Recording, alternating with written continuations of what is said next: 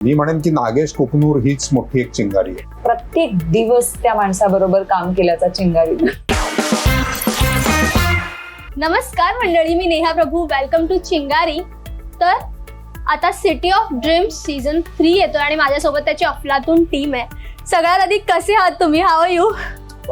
मस्त Neha, thank you. Energetic and raring to गो.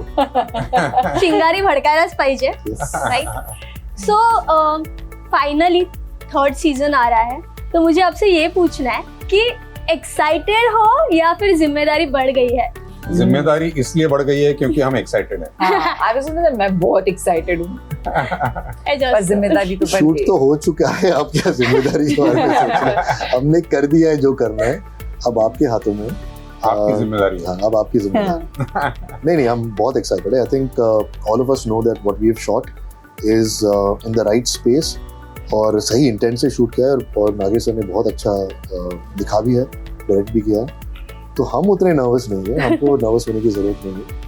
बाकी वो सामने बैठे हैं लोग नर्वस होने की. टचूड हा पण सुपरहिट जाणार आहे आधीच्या 2 सीझन Thank you. सारखा. थँक्यू नेहा. तर मला तुम्हा दोघांना विचारायचंय, बऱ्यापैकी मराठी मंडळी आहेत सोबत, भाषेची सरमिसळ झाली का? भाषेची सरमिसळ नाही झाली, कारण स्क्रिप्ट हिंदी होतं, त्यामुळे हिंदी फॉलो केलं आणि हिंदी भाषेत बोललो. पण ऑफ द रेकॉर्ड गप्पा मराठीत व्हायच्या. म्हणजे अतुल आणि मी एकमेकांशी मराठीत बोलायचो, पण नागेश सरांशी इंग्लिशमध्ये बोलायचो, एजाजशी पण हिंदी इंग्लिशमध्ये बोलायचो, सचिन सरसलेगी पण मराठीत गप्पा व्हायच्या. एजाज सर, आपके साथ इतना मराठी क्रू था, सो मराठी का कितना इम्पैक्ट पड़ा है? कुछ समझ में नहीं आता मुझे, क्या करूं. अच्छा. त्याला बोलता येतं मराठी, हो तो गं. सोलापूरचा आहे, हो. त्याला सगळं समजतं. पण एक्सपिरियन्स गेलाय आता, राहू दे. सवय गेली बोलायची, सवय. त्याच्यामुळे त्याला असं पटपट नाही बोलतायत, पण त्याला बोलतायत. तो सोलापुरी ठसका दिसणार आहे सीजन 3 मध्ये. बघूया. बघूयाच.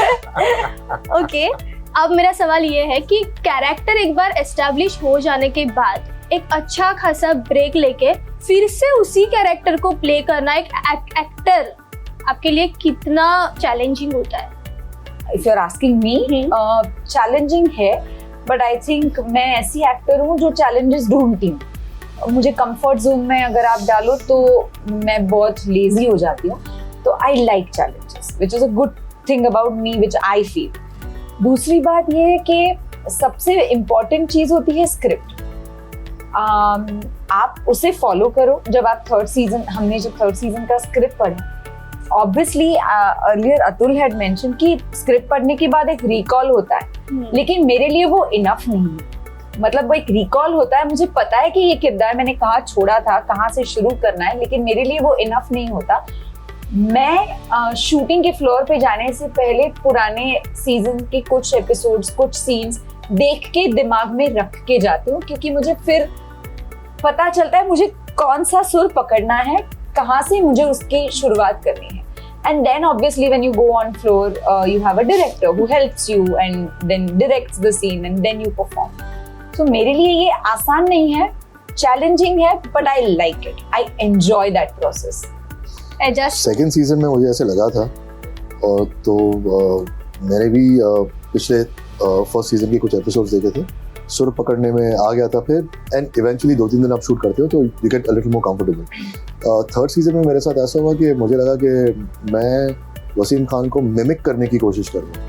तो I had to pause over there, I had to speak with Nagesh sir कि सर मुझे लग रहा है कि मैं ज़बरदस्ती प्रेशर लेके या अपने आप को थोड़ा प्रेशराइज करके, नहीं मुझे वैसे ही करना है, वसीम खान वैसे करता था तो वैसे हो रहा है. You just calm down little, you stay in the scene and then magic happens. More often than not, because आपने वैसा काम पहले भी किया है, रिकॉल वैल्यू ईजी होती है उसके लिए, तो काम आराम से हो जाता है. And we have a very good captain of the ship जो डाइसेक्ट करके आपको बोलेगा ये एक्सप्रेशन बराबर था, इसके बाद जो ये क्या, ये अननेसेसरी था, ये चॉइस बहुत अच्छी थी, ये फोर्थ चॉइस को रिपीट करना है. इतना simple. He is like an engineer. Yeah. He is an engineer by profession. I mean, he was Nagesh sir. तो वो उनका जो एनालिसिस रहता है वो भी बिल्कुल एक इंजीनियर जैसा रहता है एज अ डायरेक्टर. तो और वो बहुत काम आता है. I mean, it's a fantastic, very precise, as he said. Okay, माझा अतुल सरांना प्रश्न आहे की प्रियाचा ना स्वतःचा एक ऑरा आहे. हम्म. म्हणजे ती ऍक्शन आणि कट मध्ये किती सिरियस असू दे, जेव्हा ती एंटर करते वातावरण आपोआप ऑन होतं. सो तिचा जो अवखळपणा आहे, अल्लडपणा आहे, तो ऑन सेट किती तुम्ही अनुभवला? हा, म्हणजे ऑनसेट फारच कमी वेळेला भेटलो असो आम्ही ऑफसेटच अनेक वेळेला अनेक वर्ष भेटतोय, तर त्यामुळे तो अवखळपण या season ला आपण जास्त काम केलंय त्याच्यात. नाही जनरली एरवी जनरली गेल्या 10 वर्षामध्ये आम्ही इतरच खूप वेळेला भेटलोय, त्यामुळे तिचा सिरियसनेसच सहन करायला मला जास्त प्रॅक्टिस लागली. बाकी अवखळपणाची मला सवय झाली आता. म्हणजे कळलं ना तुला, हो. सेटवरचा माझा सिरियस चांगलं बोलतो तर जरा अंडरलाईन करून छान ठळकपणे पण चांगलं मध्ये इंटरप्ट कशाला केलं मला? बोलतो कशाला चांगलं बोलतो, कौतुक करतोय तो माझं. कर जरा नीट व्यवस्थित प्रेमाने छान. प्रिया ही एक इतकी उत्तम ऍक्ट्रेस आहे. प्रियासारखी ऍक्ट्रेस मी आजपर्यंत बघितली नाही. प्रिया ही एकमेव अशी ऍक्ट्रेस आहे. दिस इज ऑल फेक. झालं मी केलं तिचं कौतुक. झालं त्याचं बोलून, आता त्याला प्रश्न विचार. ओके, नाही आता मला खरं तर प्रियाला अप्रिशिएट करायचंय की मला अजून आठवतंय की टाइम प्लीजच्या वेळेला नवऱ्यासोबत सीन देताना कुठेतरी नर्वस झालेली. आज एक ऍक्टर म्हणून तू इतकी ग्रो झाली आहेस, तुझ्यात इतके गट्स आहेत की तू एका मुलीसोबत पण सीन देऊ शकतेस. सो ही सगळी जर्नी जेव्हा तू बघतेस त्यावेळेला कसं वाटतं तुला की यार कुठून कुठे आलोय आपण? मला कधी कधी असं वाटतं की बरं झालं, कारण तेवढ्या इनिबिशन्स, तेवढं आपण सगळं लेट गो करू शकलो किंवा शकतो. आणि हे मला असं की प्रत्येक वेळेला करायचंच आहे आणि करायलाच पाहिजेत इंटिमेट सीन्स आणि ते असायलाच पाहिजेत असा माझा काही अट्टहास नाही. पण मला असं वाटतं की जर त्या पात्राची गरज किंवा त्या पात्राच्या प्रवासासाठी त्या गोष्टीची गरज असेल तर ते करताना मला माझ्या कुठल्याही गोष्टी, माझ्या विचारांचा किंवा माझ्या सो कॉल्ड मॉरल इमॉरॅलिटीचा बर्डन आणि बॅगेज नकोय. मला ते काम त्या पद्धतीने करायचं आणि ते तिथेच सोडून घरी जायचंय. सो हा प्रवास मला असं वाटतं की तुम्हाला अनुभवातनच येतो. तुम्ही आयुष्याचा जसा अनुभव घेता, तुम्ही जसं शिकता, तुम्ही इतर लोकांबरोबर भेटता, बोलता, 4 ठिकाणी फिरता, नवे देश बघता, नव्या लोकांशी गप्पा मारता, स्वतःच्या आयुष्यात तुमच्या काही घटना घडतात ज्याच्यातनं तुम्ही शिकता. ह्या सगळ्यातनच तुम्ही माणूस म्हणून परिपक्व होत असता आणि माणूस म्हणून घडत असता. सो ती माणूस म्हणून माझी ग्रोथ बेटर होत जाणं हे मला ऍक्टर म्हणून सुद्धा कामी येतं. आणि ऑफकोर्स ह्याच्यात सगळ्यात मोठा आणि खूप महत्वाचा भाग येते म्हणजे नागेश सर. कारण मला ज्या वेळेला माहिती होतं की असा कुठला तरी एक इंटिमेट सीन असणार आहे, पण तो सीन कसा असणार आहे, त्या सीनचं शूटिंग कसं होणार आहे, त्याची रिहर्सल आधी होणार, मग त्याची टेक्निकल रिहर्सल होणार की कोण कुठे हात लावणार, कोण कसं जवळ घेणार, हे सगळं टेक्निकली बघून 2 ऍक्टर्सना विचारून की हे तुम्हाला ओके आहे ना, त्यांच्या संमतीने पुढचा सीन केला जातो अत्यंत क्लोज सेटअपमध्ये, क्लोज एन्व्हायरमेंटमध्ये. सो ह्या सगळ्या गोष्टींची काळजी जेव्हा दिग्दर्शक घेतो आणि दिग्दर्शकाबरोबरचा तुमचा एक कम्फर्ट आणि विश्वास तयार होतो, त्यावेळेला या सगळ्या गोष्टी मॅटर नाही करत. मग ते सोपं होऊन जातं काम, कारण तुम्ही त्याच्याकडे काम म्हणून बघता, तुम्ही ते काम करता आणि त्या पात्रातनं बाहेर पडता. खरंच एक प्रेक्षक म्हणून मला खरंच दाद द्यावीशी वाटली या गोष्टीची, कारण की तिथून ते इथपर्यंत तो जो ग्राफ आहे, कारण आम्हाला बघताना ती तू वाटत नव्हतीस, तू वेगळी कोणीतरी वाटत होतीस. मी दोन्ही सीझन बघितले. सो आता 3ऱ्या सीझनची एक्साइटमेंट आहे. आणि एक गोष्ट खूप महत्वाची आहे जी एरवी पण मला असं वाटतं की लोकांनी लक्षात घेतली पाहिजे. ती जे म्हणाली सहजपणे बोलून गेली ते अत्यंत महत्वाचं आहे की स्वतःमध्ये बदल घडवणं आणि जो एक्सपिरियन्स आपण घेतो, म्हणाल तसं वेगवेगळे देश, वेगवेगळ्या लोकांना भेटतो, तो आत्मसात करणं, तो एक्सपिरियन्स. आणि काय होतं की स्वतःच्या समजुतीनं घट्ट पकडून राहणं ही सगळ्यात सोपी गोष्ट असते, कारण तुम्हाला काही चॅलेंज करावं लागत नाही. पण ती जी तिच्यात क्वालिटी आहे की ते चॅलेंज करणं, त्याच्याकडे क्वेश्चन करणं त्याला, आणि ते बदलत आणि त्याला ओपन राहणं या सगळ्या गोष्टींना, मला वाटतं आजच्या काळामध्ये ही सगळ्यांनी घ्यायची, फक्त नट म्हणून नव्हे. आपण सगळेजणच कुठेतरी एखाद्या समजुतीला घट्ट पकडून ठेवलं म्हणजे फार तुम्ही ग्रेट काहीतरी केलं, अशी एक जनरल समाजामध्ये आपल्या समजूत आहे. पण तसं न होता आपण फ्लेक्झिबल राहणं, आपण ओपन राहणं, इतरांची मतं आपण समजून घेणं आणि कोणालाही जज न करणं, हे अत्यंत महत्वाचं प्रिन्सिपल आहे. हे कोणाहीसाठी आज खरं आहे. जे प्रियानी आणि ते प्रोफेशनली आणणं आणि असं स्क्रीनवरती आणणं, हे तर तू म्हणालीस तसं अत्यंत दाद देण्यासारखी गोष्ट आहे. असं मी अत्यंत सिरियसली तिचं कौतुक करतो. छान. बरं एजाज सर, 3 सीजन शूट हुए हैं. एक तो चिंगारी मोमेंट रहा होगा जो सिटी ऑफ ड्रीम ने आपको दिया है.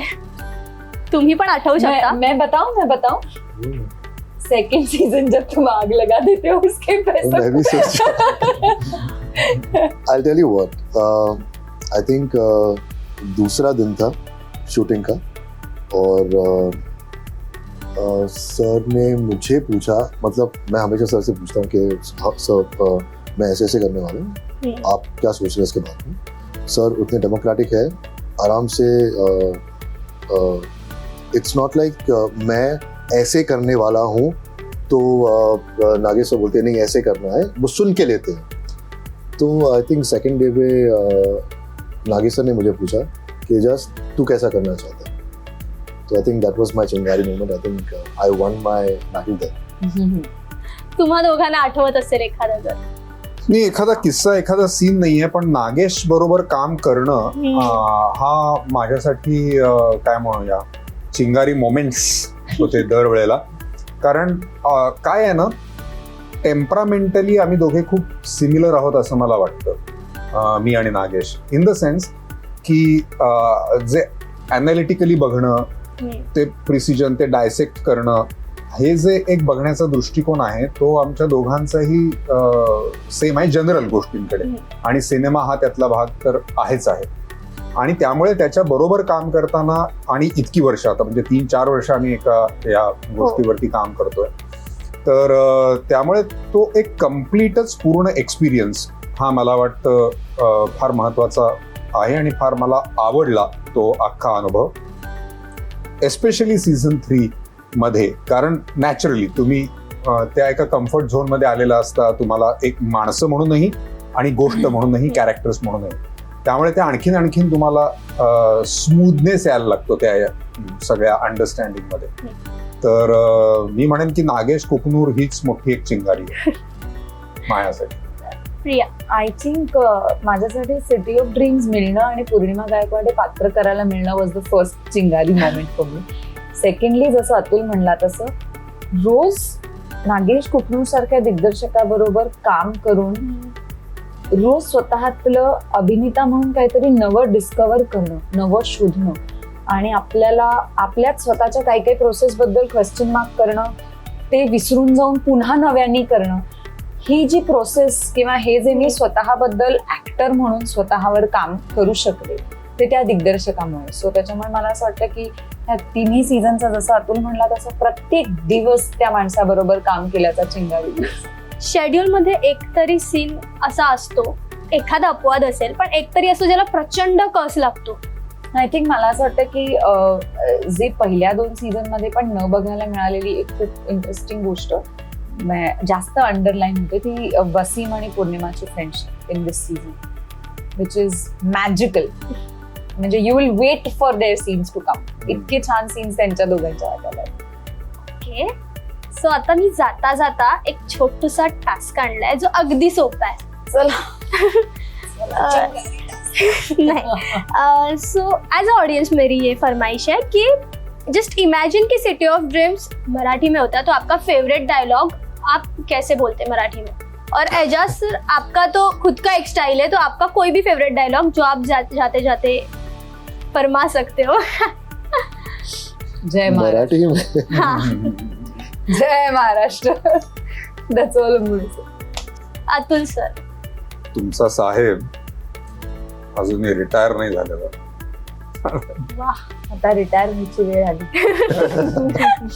Thank you so much. Thank you. All the very best. खूप सारं प्रेम Thank आणि you. सीझन 3 चिंगारी सारखा गाजेल. Thank you Neha. Thank you. so much.